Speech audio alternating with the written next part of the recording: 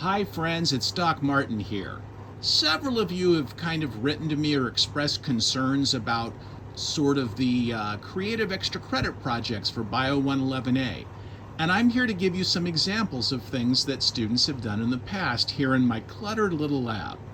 Remember, I sent you a number of links with all kinds of approaches, turning DNA sequences into music, videos that people have made, sometimes funny, sometimes serious, stop motion and claymation animations of things like mitosis, those sorts of things. I have lots and lots of artwork here in my lab created by students in my classes, and I wanted to show you some of them. Some of it is quite interesting, like I had a student make me a gigantic bacteriophage out of sheet metal. It's actually so heavy he had to bring it up to my lab. But what I have to tell you is that you can look at things like, here we have some lovely drawings of some bacteriophages right there, viruses right there. We have any number of things that people have done, like they've made sort of embroidery homilies that they put up there for me. I've had other students make me artwork of various kinds, ranging from thread art to actual cartoons. As you can see, there's all these kinds of things that students have done, even a knit giant bacteriophage. The important thing to remember when you see all of these sorts of things is they're mostly made by students of mine, and they refer to specific concepts in class. And that's an important point. For example, I had some students that got some clay, were able to make a model of a chloroplast. And I think you'll recognize this particular model of a eukaryotic cell. And you might think that this is silly, but in fact, the process of putting this together helps students a lot. As we go through with the sorts of other things that students have done, I've had students make wonderful artwork here. This is a student representing cancer cells.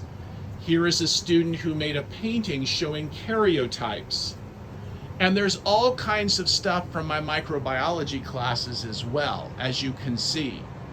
I wanted to point out that one year a student made me this wonderful oil painting of gel electrophoresis, or famous quotes from microbiology. And I was going to say, then we have all kinds of things that are here. And I want to point out that here in the lab, it's very important to me to have work that students have made. For example, if you look up high, you can see an actual painting of the stages of meiosis and mitosis, things that were seen under the microscope.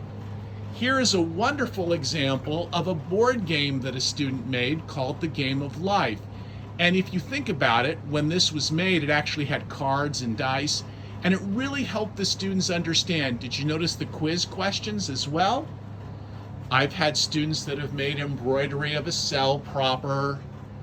I have so many different things that students have made over the years, ranging from tiny drawings of what happens during DNA replication, the folding of DNA up, protein synthesis, this beautiful sculpture here.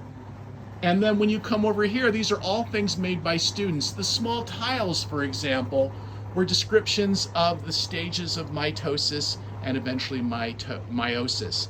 So I guess what I'm trying to remind everybody as you walk through my lab in particular is the majority of artwork of various kinds that you see were actually made by students. And I think that process of doing so, it isn't trivial. It's something that really does help students understand stuff in class.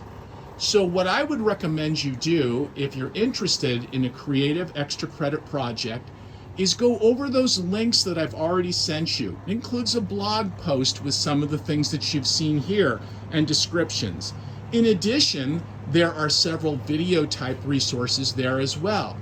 If you decided to make stop motion animation of how different things take place, say in mitosis or meiosis, I've had students do that. And some of the links will show you what those students did so you can compare it. And you will recognize that Google can help you find simple tutorials for doing that yourself. It's all up to you. Obviously, I can't tell you what your creative project should be if you're interested in doing so. I would recommend that what you would do is find yourself a topic that really interests you.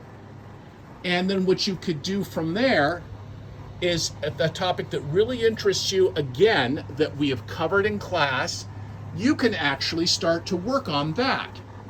And I don't know what that is. I'm happy to talk with students if you have a topic that interests you from class, and maybe things we haven't covered yet, like human genetic diseases, or the way that gametogenesis works, or crossing over, so many different ideas. But what you've seen in the material that I provided to you is that we scaffold that assignment so that it isn't at the very last minute. Step 1 is to talk to me about your proposed idea. Step 2 is giving a 1-paragraph description of what you intend to create. And step 3 is turning it in. And I'm going to give kind of dates for that leading up to the idea of turning in your final product right before the end of classes. So I hope that helps you. Again, I really adore the sorts of things that students make. And really the most amazing thing to me is how so many students tell me that they're not creative, when in fact they are. And you are no different. And I hope that you come up with something that helps you with the concepts that you see in class. This is a pillow of a cell, which is just amazing to me. I hope that you come up with something that you're very proud of and will help you study for things in our class. Thanks for listening to this video, and I hope you all have a wonderful day.